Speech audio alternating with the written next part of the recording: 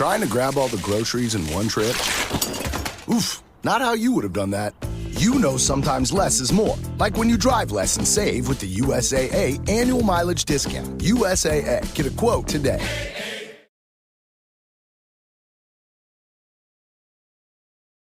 .97.5 and 1240 KFH.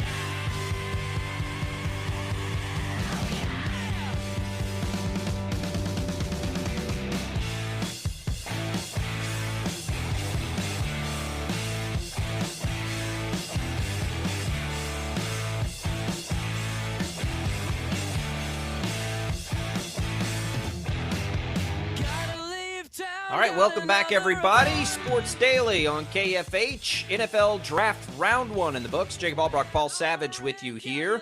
We will continue to talk the NFL Draft. A little basketball recruiting news coming later in the hour. Giveaways as well. We'll give away music tickets. We'll give away movie tickets. All kinds of good stuff.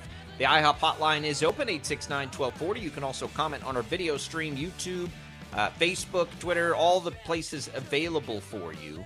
Paul, let's start at the top of the draft now. We spent most of the time there in the first hour talking about what the Chiefs decided to do, but at the top it was Bryce Young, as expected, for Carolina. First Alabama player to go number 1 overall. Just hang on. First ever player from Alabama to go number 1 overall. That, Paul, is the most insane thing I've ever heard. All the great players that have come out of Alabama. Right. And of course, how can that even be possible? Right. And of course, the first Heisman Trophy winner at the position of quarterback from Alabama, one would have thought that there would have been somebody along the way that would have won it. But I mean, there's a lot of firsts on that, and I get that. But Bryce Young is going to be fine. It was interesting when he did his interview with the young lady from ESPN. They were eye to eye. That was a joke. I'm sorry.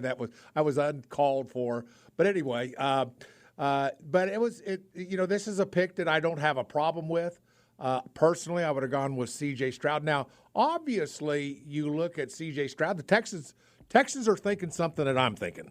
I don't know if that's good or bad, but the Texans are thinking, C.J. Stroud, and they traded to get C.J. Stroud, they actually took him and then traded to get Will Anderson. But the point is that the Texans put a high value on C.J. Stroud because obviously they wanted Will Anderson Jr. as well. So with that being said, I don't know. How the heck does anybody know which one's going to translate into being a better NFL quarterback? I think at both quarterback, it's the hardest at quarterback, right? I think everybody on the planet can watch Will Anderson and be like, yeah, he's going to be pretty good. Yeah, right. And well, there I've are got some problems with him, but that's okay. Those players don't always exist, but he felt like one of them, right? Even if he doesn't live up to that hype, he'll be an effective player, right?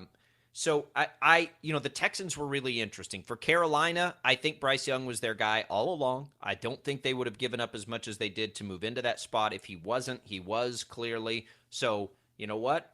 Take your swing. The Texans got really interesting because there was a lot being said about who they might take, how they don't like the quarterbacks, and Will Anderson was going to be the pick. And then they go and they take C.J. Stroud. And I don't know why C.J. Stroud's name in all the reports had fallen a little bit. Clearly an emotional moment for him. He ends up going where most people had him slotted anyway. But it was a weird path to get there. The Texans, at some point, have to take a quarterback again. And so they picked this spot. DeMeco Ryans, Will Anderson, that connection made too much sense. And it was like, okay, well, they're going to take their quarterback. I hope for Houston that works out. For years, Paul, they've been building up all this draft capital, right? Right. And then all of a sudden, after they take C.J. Stroud, now they're starting to utilize some of that draft capital. Don't blame them. And they go and they get, their guy, I think, in Will Anderson, who they had all along, but they felt the pressure to take a quarterback. But, Paul, they gave up a lot. And the Cardinals, I thought, did a really good job getting out of that spot. They picked up another first. And I believe they picked up their second-round pick this year, which is real early in the draft. So all of a sudden now the Cardinals do, I think, a really nice job there because what were they going to do in that spot, right? And so they get up from Houston to pick second today, and they end up moving down and then moving back up a little bit. I think they probably wanted the tackle to begin with in Paris Johnson. So the Texans were interesting there. They obviously, swing for the fences. It doesn't happen very often that teams get 2 out of the top 3 picks. I think it was the 3rd time that had ever happened. You really like the risk, I think, was appropriate for them. Had no issue there. But, man, all of a sudden the Cardinals, to me, look like a real winner there because they slide around. I think they get the player they wanted anyway. They acquire more picks, quite a few more picks. And, when the dust settles on that, if they get Paris Johnson right and they can capitalize and then get an extra first next year, for a team that's trying to rebuild at the same time they're, reliant on a moderately young quarterback, I thought the Cardinals, and not a lot of people are talking about it, but I thought the Cardinals did a fantastic job yesterday. Well, they helped what they really need, and then obviously an offensive tackle was something that they were looking at. But, let me go back to Will Anderson for just a moment because, if I'm going to be critical, I might as well be critical of Will Anderson as well with regards to pass rush. I mean, that's what his stock and trade is. That's what he's built his reputation. That's why he was drafted. And I don't want to be picky. This isn't the day to be pissed. It's a day to be happy for all these kids and their dreams are coming true. But, Will Anderson's got some tweaks in his technique that I'm going to mention. And then our listeners, if you're listening to this show right now, you can kind of look and you can kind of look at his technique as he develops. But he has a bake and shake. You know what I mean by shake and bake with regards to a technique is when he comes out of his stance, he gives a shake and bake instead of a full-on attack. Now, he'll get coached out of that. In the NFL, it's about attacking. You come out of a stance and you attack. That's what you do. But he's a shake and baker. He's such an athletic young man that he can get away with it at the University of Alabama.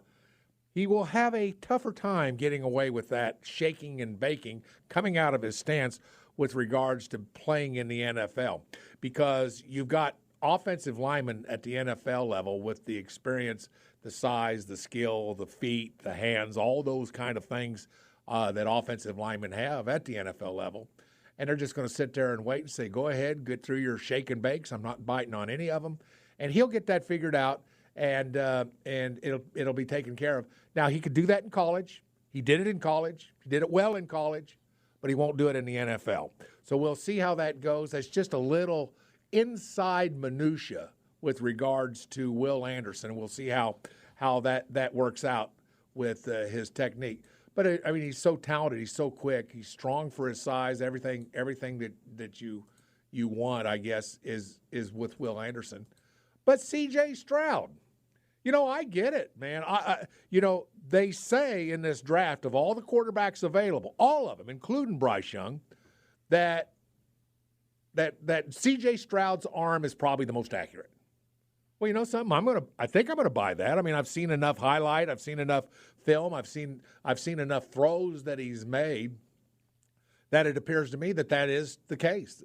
And you don't trade, I guess I'm going to loosely say trade to get another pick so that you can take C.J. Stroud without thinking the same thing that I'm thinking, and that it's a good pick. It's going to be fascinating, though.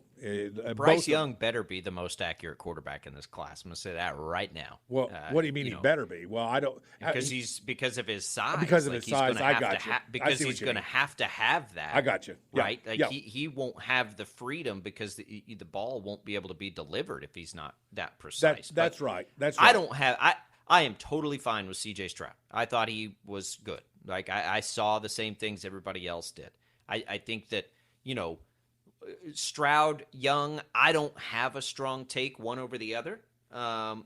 Bryce Young did nothing but win at a level, we don't really see. Like they brought this up last night, and it was a good point. So I've said before, like watching Bryce Young, I never watched him and was like, man, I can see it. There's no doubt that guy's going to be a good NFL quarterback. And we don't always see that with quarterbacks that end up being really good, right? Like that's not always on the on the table. I'm not even sure when you watched college football you saw it with Patrick Mahomes, but you saw it with like Joe Burrow, right? And Trevor Lawrence and Andrew Luck. And occasionally you do see those guys where you watch them play college football and you're like, yeah, that guy's going to be a really good pro. Bryce Young, I never really saw it, but they did a good job in bringing this up yesterday. Like, when has he ever had a bad game? And that was one of the things I thought that was really interesting. And they're like, as we went back and watched, when we watched tape, like, he never has a bad game, ever. He lost 3 times in his career, but it was never because he played poorly. Like, he never plays bad, right? And so there is some value in that, I think, right? That a guy's going to continue to get back up when he gets knocked down and always be, have his team in a good position to win. Is that the flashiest thing? No, but is that a tremendous value and good attribute? Of course it is. Of course it is. Because C.J. Stroud's knock for a lot of people is he did have some bad games.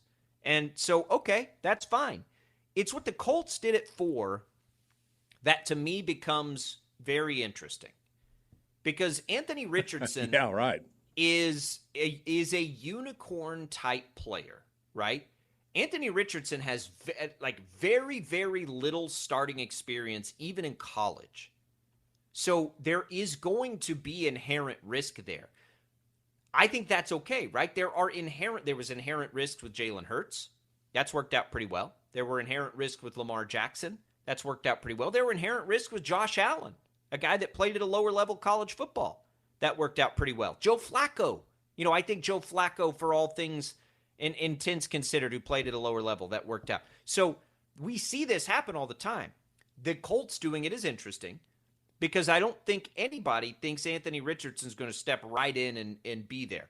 I think when we watch like Malik Willis, for instance, weren't you a Malik Willis guy? I Paul? was. I thought, and the jury's still out. I guess it's still out. Well, I don't know if it's still out. Okay, he maybe. Looks, I don't know. I mean, if I don't have any ill will toward Malik Willis, but man, he looked rough. Well, I think Anthony Richardson to me is far more appealing at this spot in their careers than even Malik Willis was, and they weren't drafted in the same place, so it's not a totally fair comparison.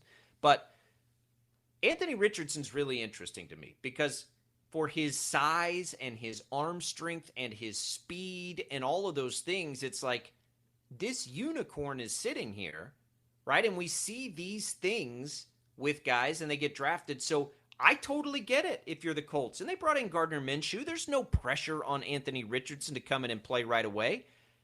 He's going to need reps, though. So you've got this interesting dynamic for a guy who hasn't played a lot of quarterback, like started big-time games. What did he start, like 11 or 13 or something at Florida? Who needs those reps, but he probably needs a little time to also get up to speed. Because of that, what the Colts do at that position to me is going to be really interesting. How quickly do you feel pressure to get him in there? I don't know. But that felt like a decent risk for them, I think. Right? Didn't that feel? Because most people thought that might be Will Levis's spot. And if Levis comes in, Levis is going to come in and probably be expected to play pretty quickly wherever he ends up landing today. Maybe a little less so now that it's not in the first round. But if you're the Colts there and you're thinking, we've got Minshew, and let me ask you this way, Paul. Who has higher upside, Richardson or Levis? Well, at this point, it's obvious somebody knows something about Levis that I'm not aware of, and I get your but just point. Upside. I'm just saying, pure. When we see like Jalen Hurts in a guy that we were like, yeah, I don't know if he'll be able to throw at this level and pass at this level, and we saw that before Hurts with Lamar Jackson, and Justin Fields was different because I think everybody thought he could throw at that level, and he's now become this, maybe the best runner we've ever seen in the things that he was doing last year. And you sit here and you look at Anthony Richardson. Oh, and by the way, and Josh Allen, I think, fits in there too because he was sort of a big arm, never played at that level, inaccurate. He's got some athleticism. When you see all of those players now being able to succeed in the modern NFL, that's where I look at a guy like Anthony Richardson, and it's like, yeah, if you're going to take a shot on, like if you're the Colts especially, and you're just going to take a swing on somebody to be an ultimate game changer, like we keep seeing in the NFL, and some of those guys don't work out either. Of course they don't. Richardson felt fine to go there to me, and it started to make sense as you get another look at his film. Like, man, this guy is just uniquely sized. And sort of like Justin Fields, it's like you've got Cam Newton with 4.4 speed out there. I get it for Indianapolis. And I kind of like it more than Levis for them. Right. I get the upside. The ceiling for Anthony Richardson is, to me, by far the highest of this quarterback Right. group. His floor might be the lowest, and that's a part of the risk too, but his ceiling is so dadgum high Right. that if you're the Colts, I get it. Right. Because they've got a chance to be pretty good even if Gardner Minshew starts all 16 games with the way the rest of their roster looks. Mm-hmm. Well, let me tell you why. I say pretty. Now let me hang on, Okay. because I All don't right. want that. Pretty good. No, they got a chance to win, 7-8 games or whatever if Gardner Minshew starts, because they've got Jonathan Taylor and a decent line and decent defense. I don't expect big things out of the Colts, but I thought for that team that felt like a really appropriate spot to take the swing on Anthony Richardson. Well, here's the thing that why I would say Anthony Richardson has a little more upside. One, it's a 6'4" body. He's got a prototype body, 6'4", 240 something, 245, 250. He's got that body. But the thing that I like about Anthony Richardson and why I think he was probably taken by the Colts, at least, well, one of the reasons. Let me rephrase it. One of the reasons he took is that Anthony Richardson is very productive with his legs. But not on purpose, not by design, not as an outlet. If you're in trouble, the pocket collapses, the pocket closes, you're forced to run. It's not that deal where Anthony Richardson is one of those quarterbacks that you give me one little crack, I'll take off. I just like my cracks in the offensive line, and if I get one, I'm gone. That's not who Anthony Richardson. But he can run. He can run. Very similar in my mind to when needed.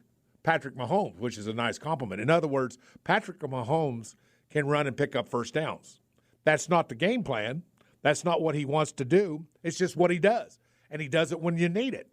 And for me, Anthony Richardson is the same way. He might be one of the better, tall pocket passers who runs probably as good as any of that type of quarterback. So I like Anthony Richardson, which is probably why I would certainly take him over Will Levis. But no, I have no problem at all with Anthony Richardson with the Colts taking him with the 4th pick. It makes sense to me in a lot of ways.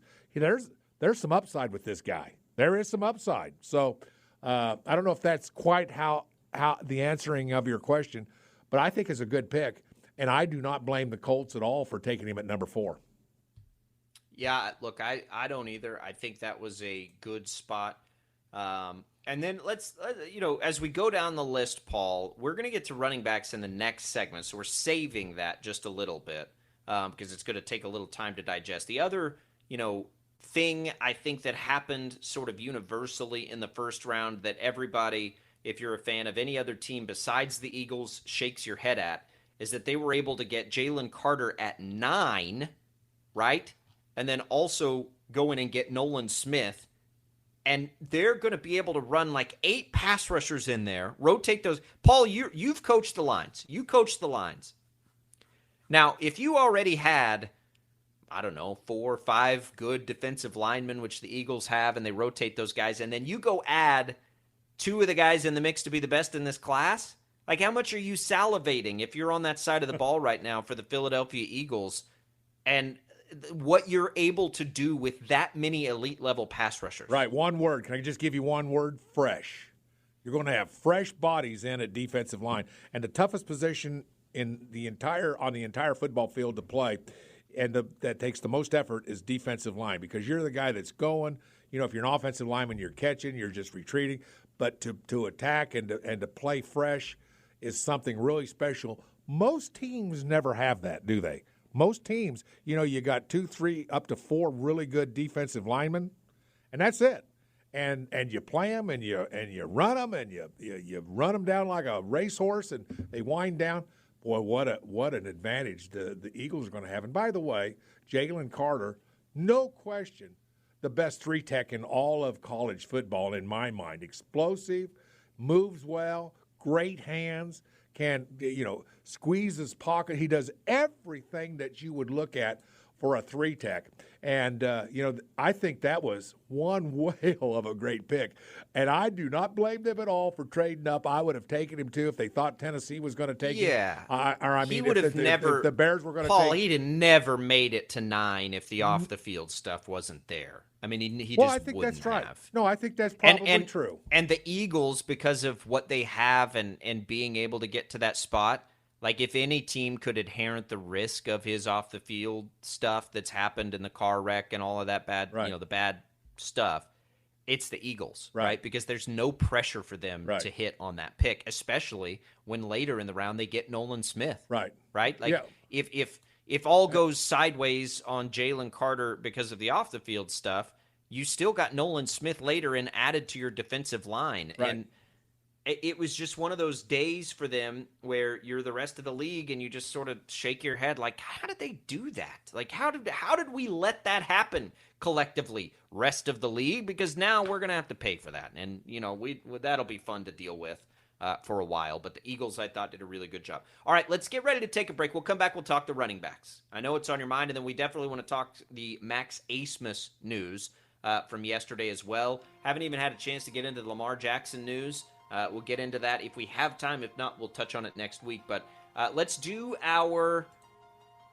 let's see, which giveaway should we do here? Let's do the movie tickets. Or is this, Jad, are we playing Coheed and Cambria right now? Actually, we're not. Okay, let's do the movie tickets then. I just wanted to make sure there. Let's do Guardians of the Galaxy. We got a pair of tickets to the Boulevard Theater in Town West Square. Sneak peek Thursday, May 4th. At 7 o'clock, we'll give away a pair of tickets right now. First caller on the IHOP hotline during the break, 869-1240. Jad will get us that winner. We'll come back. We'll talk running backs when we return on Sports Daily.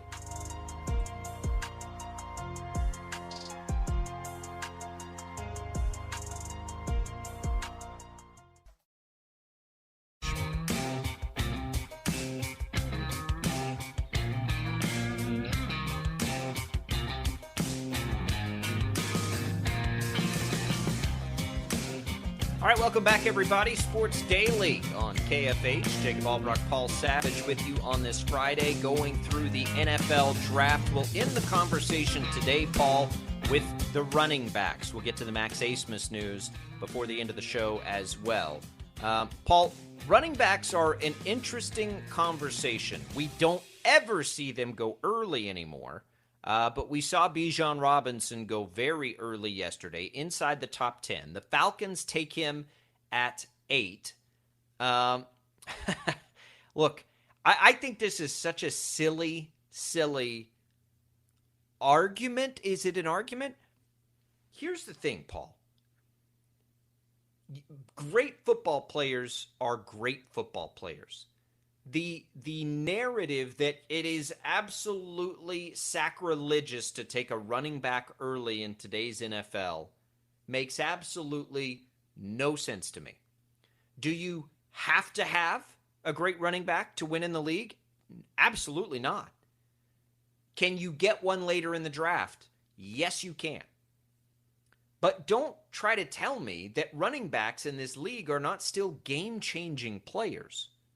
Has Derrick Henry, Christian McCaffrey, Ezekiel Elliott, have those been game-changing players? Jonathan Taylor, Dalvin Cook, Aaron Jones. Like, that position still matters, and it especially matters now when you can find guys who can line up all over the field.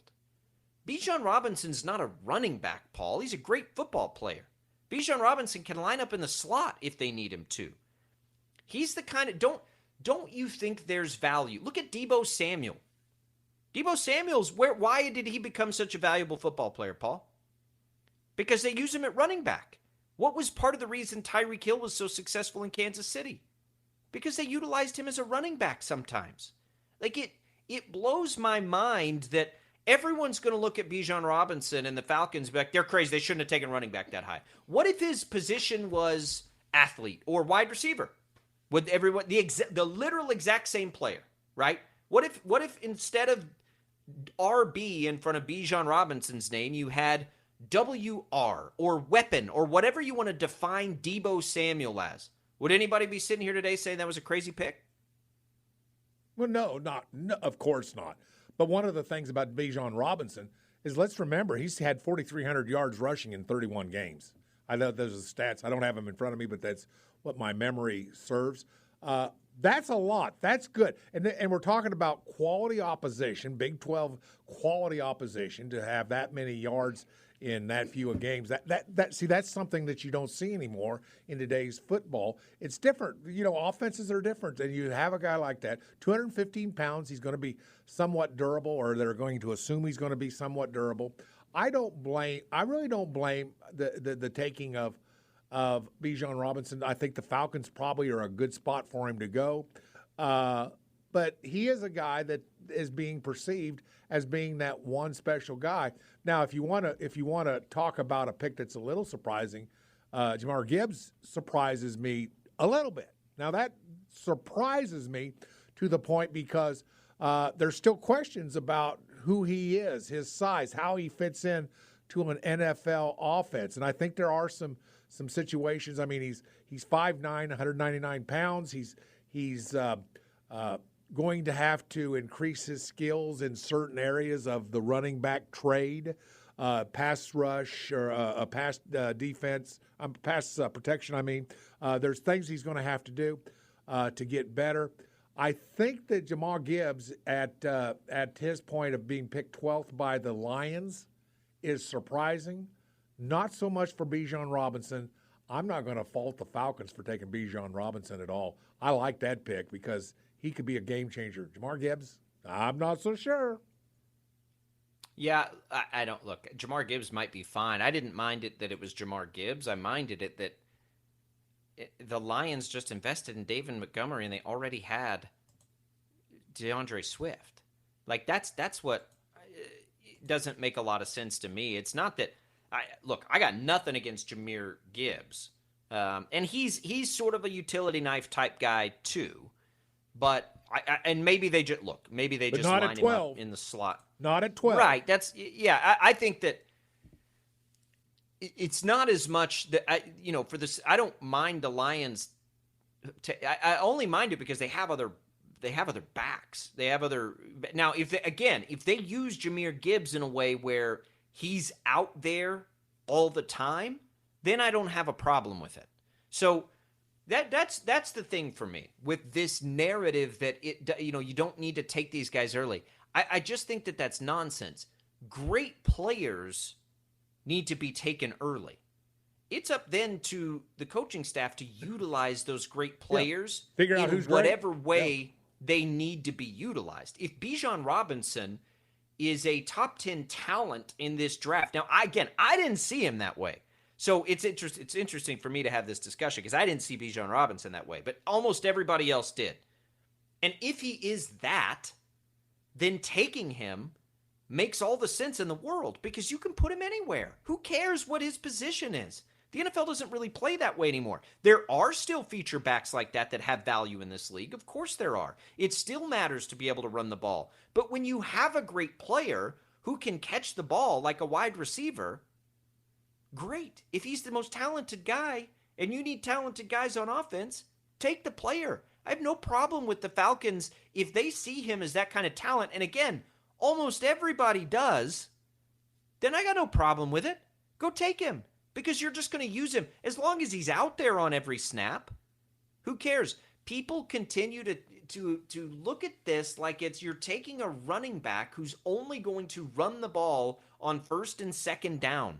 Well, yeah, if you've got a running back that's only going to run the ball on first and second down that you're using high picks on, that doesn't make sense, right? Right, I got you. But if you've got a running back that you're going to put all over the place that's out there for all three downs that you're using like Christian McCaffrey, if we took age out of the equation, Paul, if age, like for my next question, don't consider age, don't consider anything but strictly their ability and what they can do on a football field.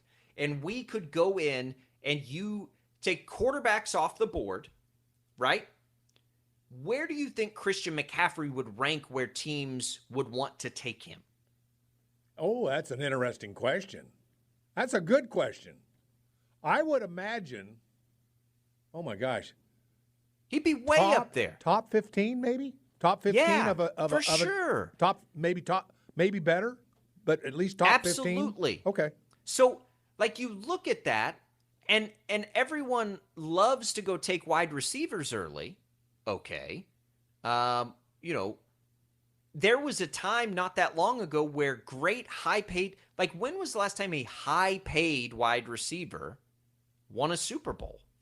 Like, where you see, like, the highest paid guys. It doesn't, like, go look at the trends of the teams. Now, that's changing. Well, Don't the get me Rams wrong. had That's one changing that's in the pretty league good. now. Yeah, I got you. Yeah, No, in Cooper Cup, right. Cooper Cup but, was one of those guys.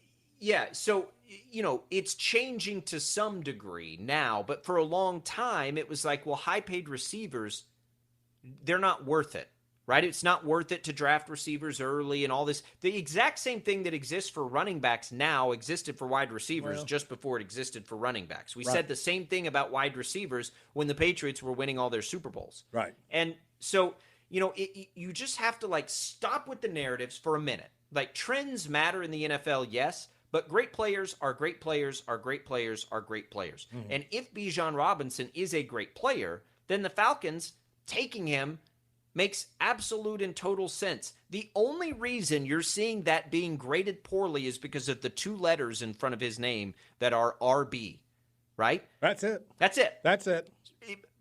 So if we called him something else, like if Bijan Robinson, for whatever reason, came into this draft and we had something called a weapon, right? Offensive weapon or flex player or whatever you want to call it, where do you think people would be salivating over adding Bijan Robinson to the offense? Oh, this guy can line up everywhere. He runs great routes. Like, all the things that he does, if they didn't just call him a running back, everyone would love the pick. So you either like the player or you don't like the player.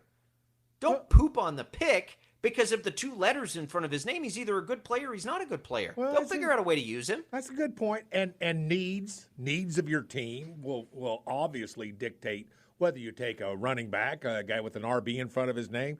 You know, it depends on the needs of your team. It depends on your coordinator. It depends on game plans. It depends. There's a lot of things that depend on where you take him or who you take at whatever pick it might be. So I'm with you on that. I understand that. And that's for now. That's for this draft, and this may be for the way people. And then it becomes a question, Paul, of whether you evaluate Bijan Robinson that highly. I mean, that's what really, and then you can get into that. So there are rumors now that the Lions are trying to trade DeAndre Swift, which makes the Jahmyr Gibbs pick make a little bit more sense because, David, you do want 2 guys there. You don't want 3, but having 2 makes sense. So if you took Gibbs and now you can get something for Swift, okay, that makes a little bit more sense. By the way, if DeAndre Swift's available and you know the Lions need to offload him and you can get him cheap, I understand his injury risk. I'd be interested in DeAndre Swift. Yeah, he is a dynamic talent. By the way, is there an offensive line other than Alabama that you would rather be a running back and play behind? I mean, Jahmyr Gibbs is one of those players who also had the advantage of, my goodness, let's face it, almost an NFL quality offensive line. Now, I'm not throwing shade on that. I'm just saying he had the advantage of playing behind a pretty good offensive line, didn't he? So. But they get the most talented players for that reason too. Like, talent is talent. Part of the reason. I mean, it's fine if they get something for Swift that makes more sense. But I like your take though. This was the most unusual. I guess maybe I say surprising pick of the entire first round was Gibbs going to number 12 to the Lions. The pick, the place in the draft picked me. The player surprised me, and the team that took him. All 3 of those things surprised me to a certain extent. I was a little surprised. Most unusual. I'm not going to say the worst pick because how do we know? I'm just going to say the most unusual, and basically head scratching pick was at number 12 by the Lions.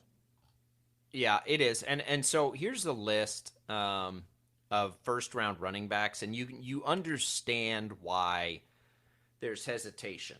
Najee Harris in 2021. I I don't think that's working out. Travis Etienne, the book is out. He was pretty good last year. We'll see. Clyde Edwards-Helaire, even though it's counted as a first-round pick, which, okay, technically, no, that didn't work out. Josh Jacobs, he's been okay. Saquon Barkley, when he's on the field, you can see the appeal there. Rashad Penny's hurt every year. Sony Michel, meh. Leonard Fournette, meh. Christian McCaffrey, obviously worth it. Zeke Elliott, obviously worth it. I think the Rams would tell you Todd Gurley was worth it. And then you get back into like Trent Richardson's and Doug Martin, and now you're going way back, more than 10 years. But I get people's hesitation. But my point is that position is changing so much, right? That we cannot think of guys in the same way that we think of, right, bruiser running backs. Those guys still exist, right, and those guys are still valuable. That's not what it is. But to have players that can line up all over the field and just get the ball in their hands, the NFL's never been more prone for that to work. Mm-hmm. Well, would you mind if I lead us into another question with regards to running backs, and that's Deuce Vaughn at K-State? What do you think the chances of somehow, some way, the Kansas City Chiefs getting Deuce Vaughn? Because here's what I think. I think Deuce Vaughn would bring something really special when you have quarterbacks. Oh, sure he would. I mean, with like Patrick Mahomes, and now you got Kelsey, who you can line up anywhere you want. You can play any position almost on the football field, other than maybe running back. But then you add to the mix a Deuce Vaughn. I'm kind of thinking to myself, how do you not feel that this guy could be something special at the NFL level with the Kansas City Chiefs? Now, Deuce Vaughn may not be that good with a lot of teams because that's not who they are. They don't have the quarterbacks that can utilize it. They don't have the offenses that can utilize or specialize in doing certain things with certain players. But the offensive staff at Kansas City and the quarterback at Kansas City can really make something special of Deuce Vaughn. How do you think he fits in it today? Because he's going to get drafted today. You think he'll go in the top 3 rounds? I'm not sure. I think he fits. I think he could. I think he fits for anybody. I think for him, the best place is a place like Kansas City because they will utilize him that way. You think it's Saturday he gets drafted? I don't know. No, I don't either. I guess I don't. Seeing what teams just did in the first round at that position, I think enhances the value of Deuce Vaughn and the way that position's being valued. His skill set for being the move-around kind of player is very high. And he can return, by the way. So I think that if you're Deuce Vaughn, Kansas City's perfect. If he falls to him and they got a spot to add that kind of weapon and they don't get the receivers that they like, I'm in. I am too. Like, all the way in on that. Me too. I mean, you don't match the level of production we saw from him. Darren Sproles, there's so many examples of guys like Deuce Vaughn that can be such weapons for teams, and the Chiefs do have a need, honestly, for that kind of a weapon still. So, yeah, I'd love it. But I think there's about 32 teams that could find use for Deuce Vaughn on the roster. So, yeah, maybe you're right. Maybe that does elevate him. And what we saw in the first round could amplify that. All right, let's give away our final pair of tickets, this one to Coheed and Cambria. We will do that right now to our first caller, Coheed and Cambria, Friday, May 12th, 7 o'clock, out at the Cotillion. Special guest, Deaf Heaven. We'll give away our final pair of tickets to that right now. First caller, IHOP Hotline, 869-1240. We'll come back. We'll talk a little college basketball next on Sports Daily.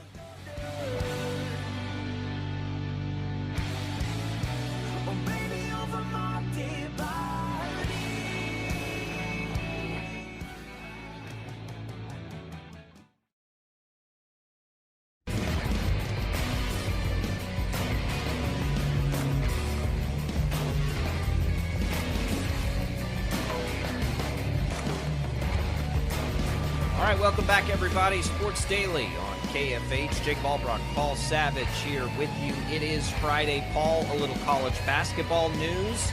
Max Abmas.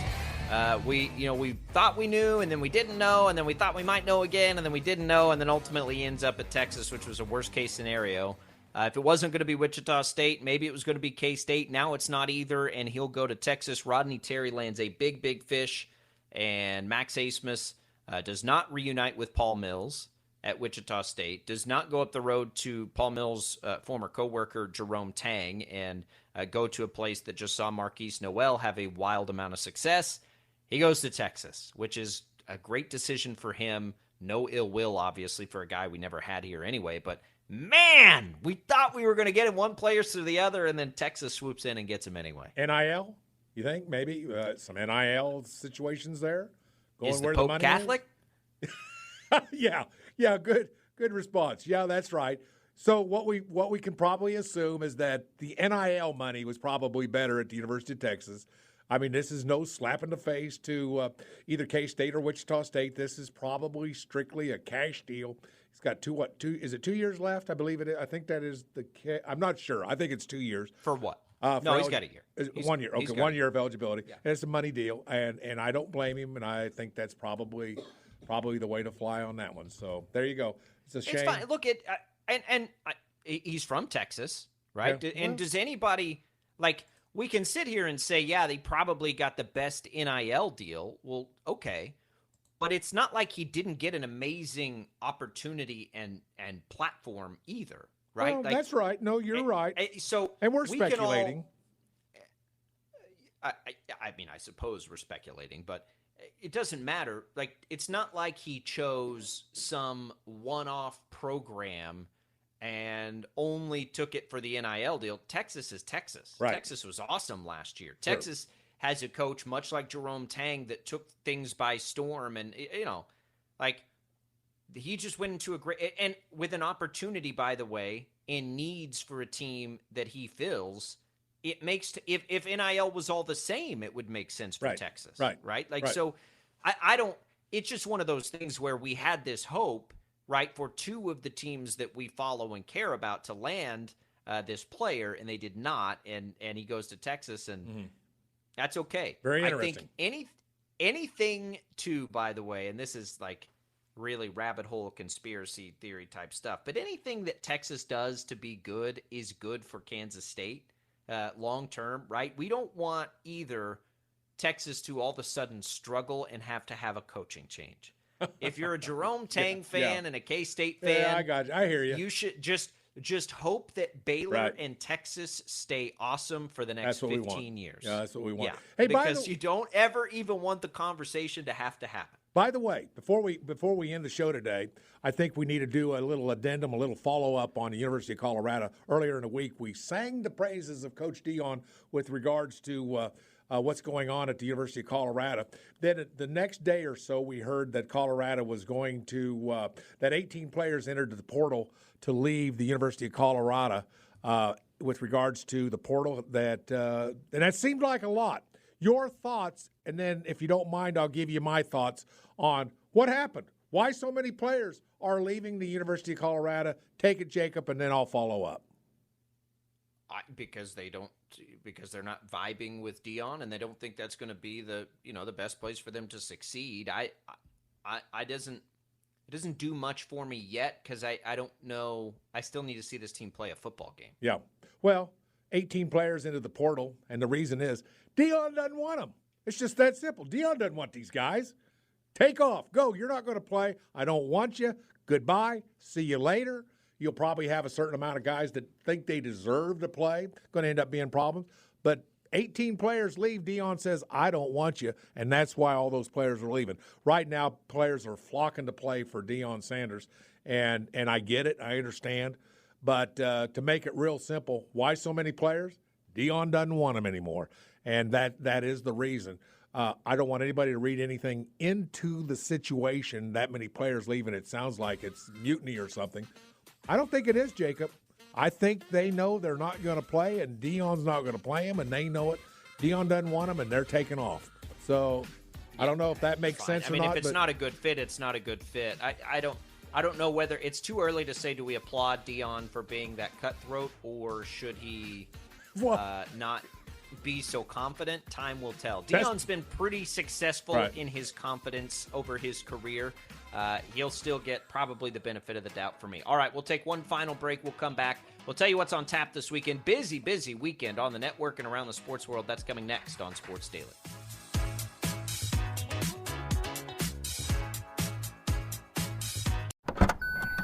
Trying to grab all the groceries in one trip?